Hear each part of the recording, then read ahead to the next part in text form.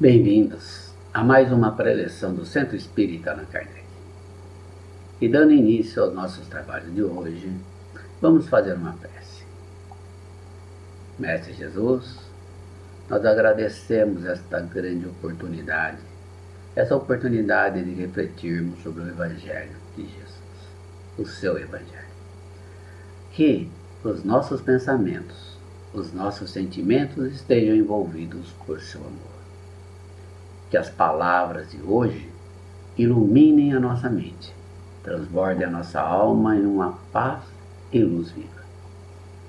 Possamos sentir essa brisa trazendo o sopro do entendimento das lições, elevando-nos em seus braços até o mais alto que o nosso conhecimento possa absorver.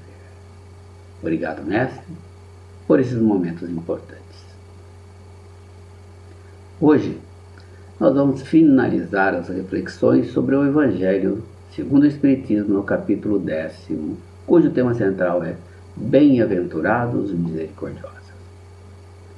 E vamos recordar que nessa passagem do Evangelho, Jesus está sentado em um monte, ensinando a seus discípulos e a todos os que o seguiam no que ficou conhecido como o Sermão do Monte ou Sermão da Montanha, que é um dos mais lindos discursos de Jesus, canalizando aos corações alentadas esperanças e sustentação e consolo.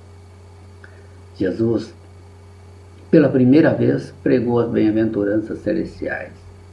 Sua voz caía como bálsamo eterno sobre os corações desditosos.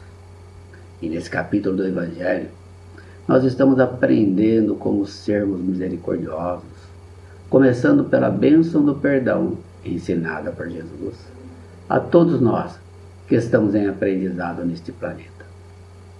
A misericórdia é uma virtude que comprova a ausência de egoísmo, porque é o fruto do sentimento da fraternidade, da compreensão e reflete o entendimento de que estamos no caminho da evolução e estamos sujeitos a erro.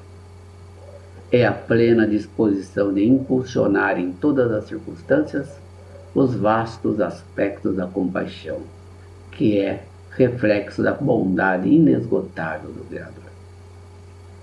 Compreendemos nas lições anteriores que seremos misericordiosos quando aprendermos a importância do perdão em nossa existência e entendermos esse sentimento de caridade despertado pela infelicidade de nosso irmão de caminhada. E para nos fortalecer nesse sentido, precisamos lembrar que é dando que se recebe. Do que oferecemos à vida, ela nos retribui. O perdão deve ser praticado, primeiro, perdoando a nós mesmos, que é quando compreendemos os nossos erros, refazemos o caminho, voltando assim para a porta estreita, que é o encontro com Jesus. E fortalecidos com Jesus, devemos ir ao encontro dos amigos que ainda não compreendem seus ensinamentos, auxiliando com amor, levando o afeto e a misericórdia e perdoando aos que nos machucam. Sabemos que nós somos como diamantes brutos que precisamos ser lapidados, e esse encontro faz polir a nossa ignorância moral e, como consequência, brilha a nossa luz interior. Erramos muitas vezes por ignorância, sem ao menos perceber. Mas, quando percebemos o erro, nós devemos pedir o perdão. Assim sendo, quando pedimos perdão a Deus pelas nossas faltas, devemos fazer com o coração limpo de amarguras, isto é, com o coração puro e verdadeiro de quem perdoa as faltas cometidas por um irmão. E Jesus nos ensinou na oração do Pai Nosso assim: perdoai as nossas dívidas, assim como nós perdoamos os nossos devedores. Caridade para todos nós é uma lei expressa, pois consiste no esquecimento e perdão das ofensas. E como poderemos pedir a indulgência para nós, se faltarmos com ela para aqueles que nos ofendem? Coração limpo de amarguras é o coração isento de dor, sem ressentimento e aflições. Devemos ir mais além.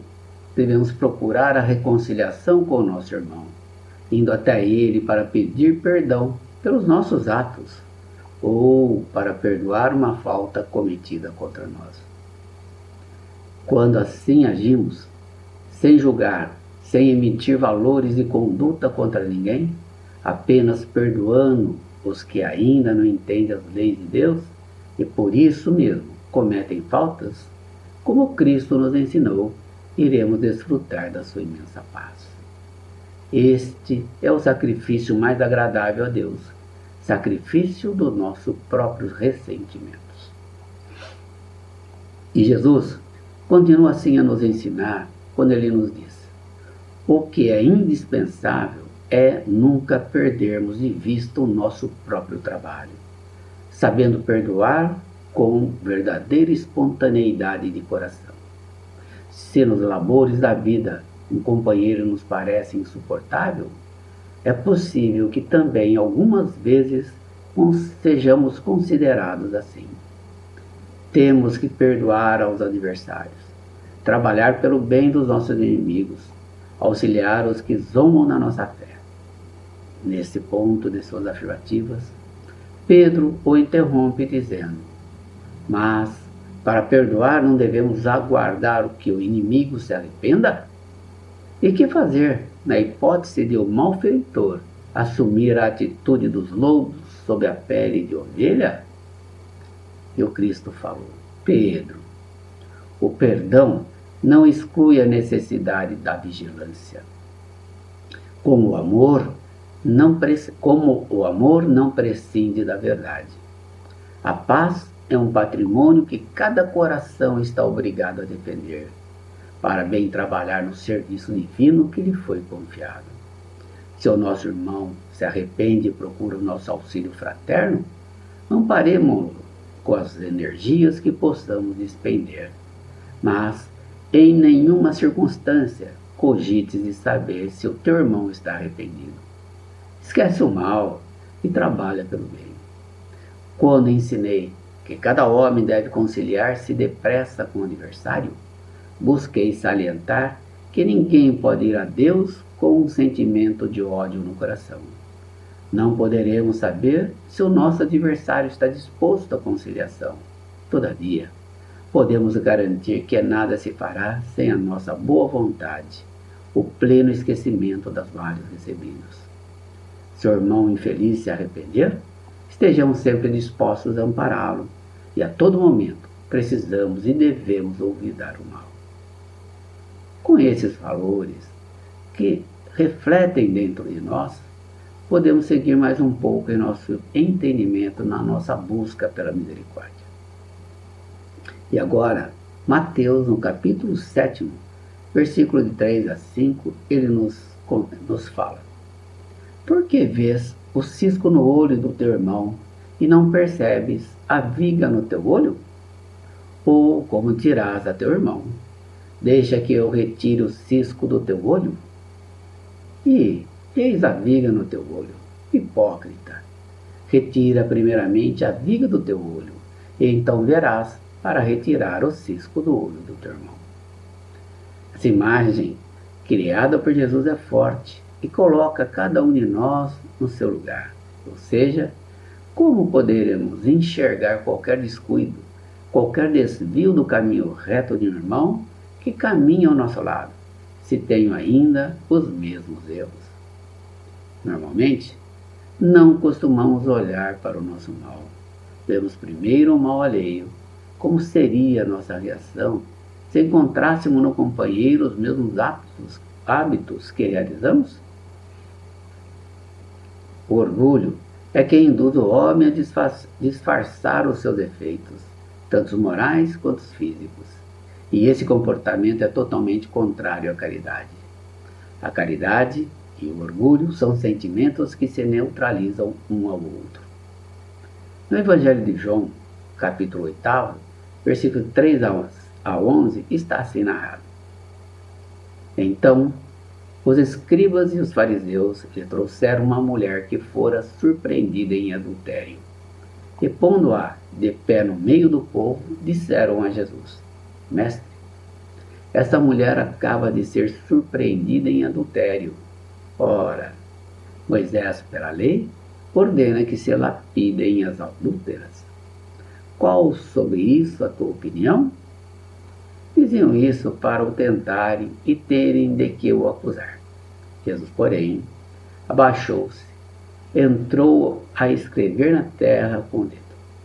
Como continuassem a interrogá-lo, ele se levantou e disse: aquele dentre vós que estiver sem pecado, atire a primeira pedra. Em seguida, abaixando-se de novo, continuou a escrever no chão.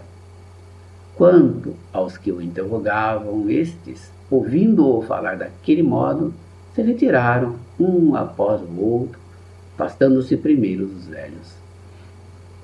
Ficou, pois, Jesus a sós com a mulher colocada no meio da praça. Então, levantando-se, perguntou-lhe Jesus: mulher, onde estão os que te acusam? Ninguém te condenou? Ela respondeu: não, Senhor. Disse-lhe Jesus: também eu não te condenarei. Vai-te e de futuro não tornes a pecar. Esta passagem do Evangelho mostra que a indulgência é um dever para nós. Antes de reprovar uma falta de alguém, precisamos considerar se a mesma reprovação não nos pode ser aplicada.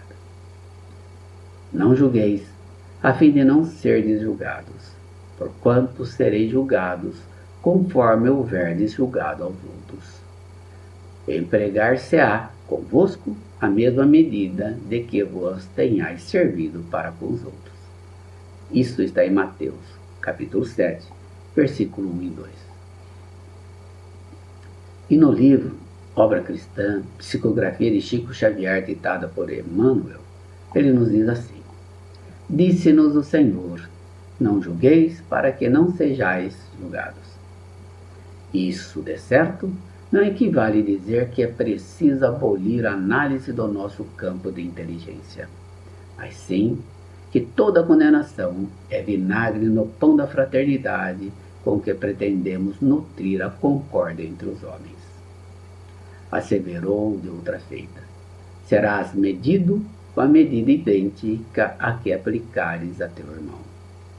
Isso também não indica que devemos marchar indiferentes a confrontações e definições necessárias à elevação do nível de progresso que nos é próprio, mas sim que usar as armas da ironia ou da violência com que somos defrontados no roteiro comum será o mesmo que atirar petróleo à fogueira com o propósito de extinguir o incêndio da crueldade. Lembremos-nos, na oficina de trabalho a que fomos conduzidos, que somente amando aos inimigos e auxiliando aos que nos perseguem, através do silêncio digno e da oração espontânea, segundo os ensinamentos do Divino Orientador, é que realmente seremos fiéis à luz profética, com que somos chamados a construir a nova mentalidade cristã para os tempos novos. E refletindo sobre essa indulgência, esse sentimento doce e fraternal que todo homem deve alimentar para com seus irmãos, a bondade do Pai nos ensina para sermos indulgentes com as falhas alheias, quaisquer que sejam essas falhas. O Pai nos convida para julgar com severidade somente as nossas próprias ações, e assim Ele usará de indulgência para com nossas faltas. A indulgência não vê os efeitos de quem não está presente, ou, se os vê, evita falar deles ou divulgá-los. Quem é indulgente oculta esses efeitos a fim de que não tornem conhecidos senão unicamente da pessoa que os cometeu. A indulgência jamais se ocupa com os maus atos de nossos companheiros de jornada, a menos que seja para prestar um serviço relevante para a comunidade. Quando isso acontece, toma todo o cuidado para atenuar ao máximo esse mau ato, tanto quanto possível. Não faz observações chocantes, não tem lábios de censura, apenas conselhos e sempre velados, ou seja, de maneira desapercebida. O indulgente sabe que o irmão que ofende está momentaneamente num difícil estado de compreensão das leis de Deus, e como todos nós, irá se reerguer e voltar ao caminho reto. Vamos sustentar os fortes, animando-os a preservar no bem. Vamos fortalecer os fracos, mostrando a eles a bondade de Deus, que leva em consideração o menor dos arrependimentos. Vamos seguir a lição de casa de sermos severos com as nossas atitudes e indulgentes com os enganos de nossos companheiros. Tenhamos a certeza que aquele que é o nosso Pai vê os pensamentos mais íntimos em nossos corações e que desculpa muitas vezes as faltas que cometemos ou condena as que desculpamos, porque conhece o que move os atos que praticamos. Tenhamos a consciência que na maioria das vezes que criticamos em voz alta, temos cometido faltas mais graves. Portanto, sejamos indulgentes, porque a indulgência atrai, acalma, ergue ao passo que o rigor da crítica desanima e afasta e irrita. Receberemos a indulgência tal qual a praticamos. Compreendendo a misericórdia infinita do Pai, não esqueçamos nunca de pedir por pensamentos e pelos nossos atos assim. Perdoai as nossas ofensas, como perdoamos aos que nos têm ofendido. Vamos refletir nessas sublimes palavras, nas quais não somente a letra é admirável, mas principalmente o ensino que dela se reveste. Façamos aos outros o que queremos que nos seja feito. O que pedimos ao nosso Pai quando imploramos o seu perdão? Será unicamente o esquecimento dos nossos equívocos? Pedindo para que perdoe os nossos desvios, estamos clamando o favor de suas graças para não cometer os mesmos desvios, recebendo a força de que necessitamos para enveredar em outras sendas, as da submissão e do amor, nas quais poderemos ajuntar ao arrependimento a reparação. Submissão, porque entendemos a necessidade de respeitar as leis de Deus, amar o próximo como a nós mesmos, e arrependimento, porque compreendemos o mal que causamos. Quando perdoamos aos nossos irmãos, vamos estender o véu do esquecimento sobre as suas faltas e acrescentar ao perdão o amor, fazendo por eles o que pedimos ao Pai por nós. Vamos levar a todos estes conhecimentos exemplificando esta caridade ativa e infatigável que Jesus nos entregou.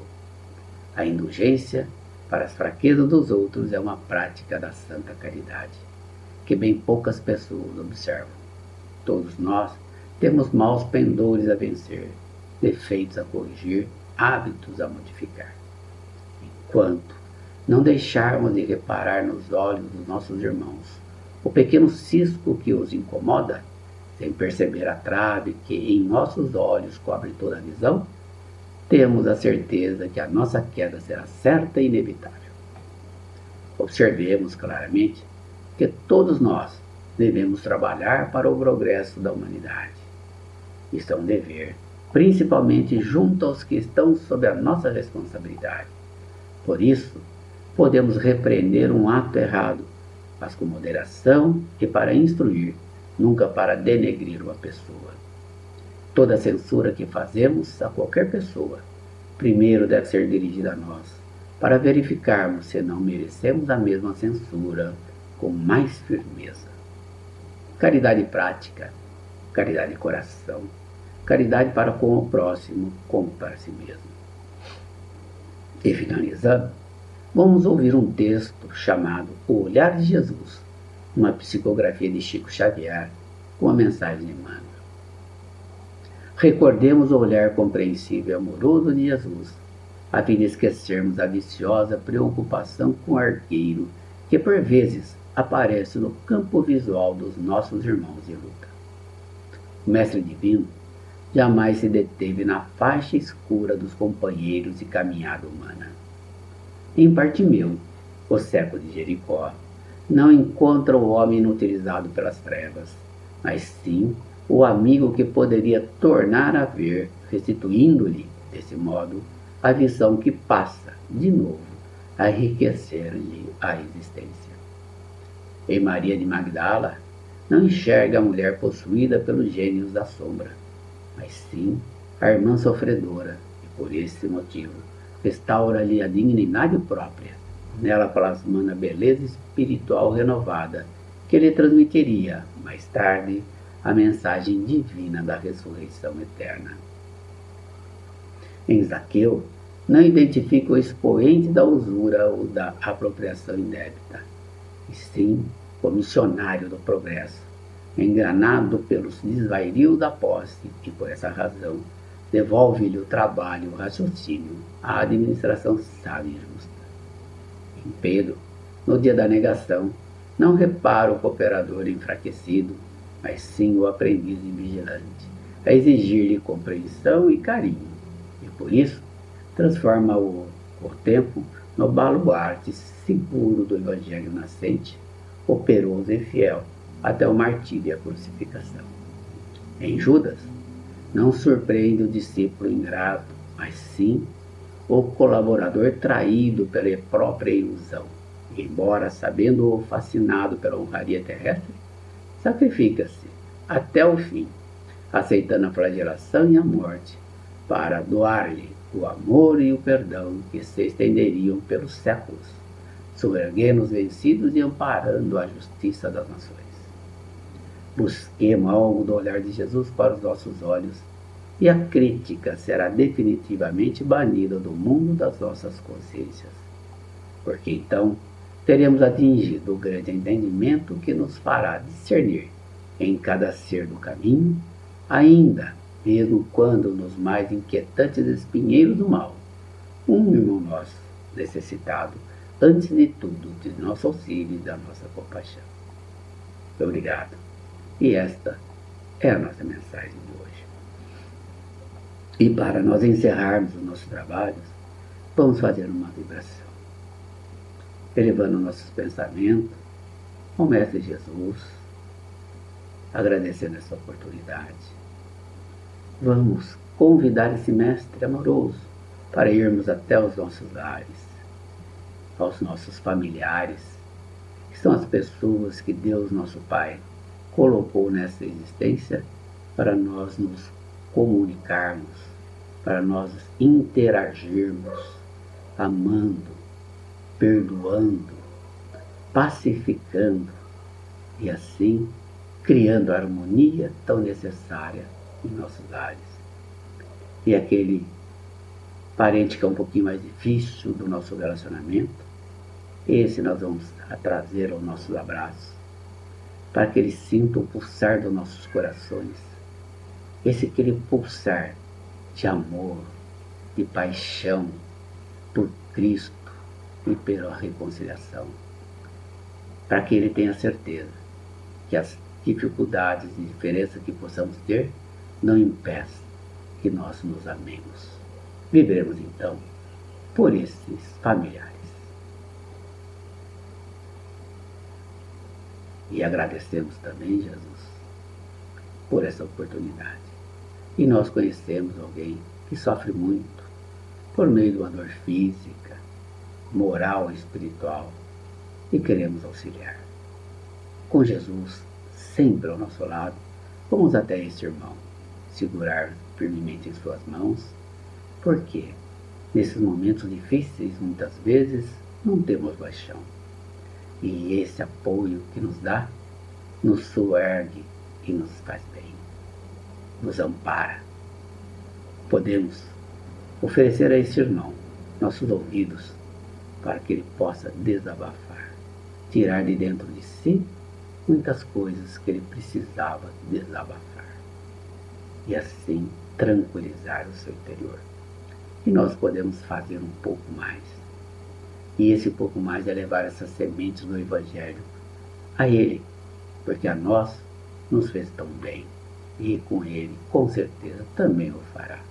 Assim, esse Mestre Jesus, vamos falar do Evangelho para Ele. Vibremos então. a Ele.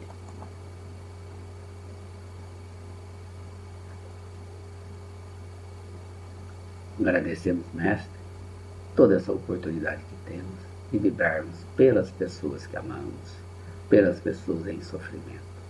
E assim, temos a certeza de receber da espiritualidade maior fluidos que nos renovam, que nos fortalecem e faz com que seguimos em frente com mais fé, fé viva, aquela fé que consigamos transmitir a alegria do universo. Obrigado. Obrigado a todos pela sua atenção.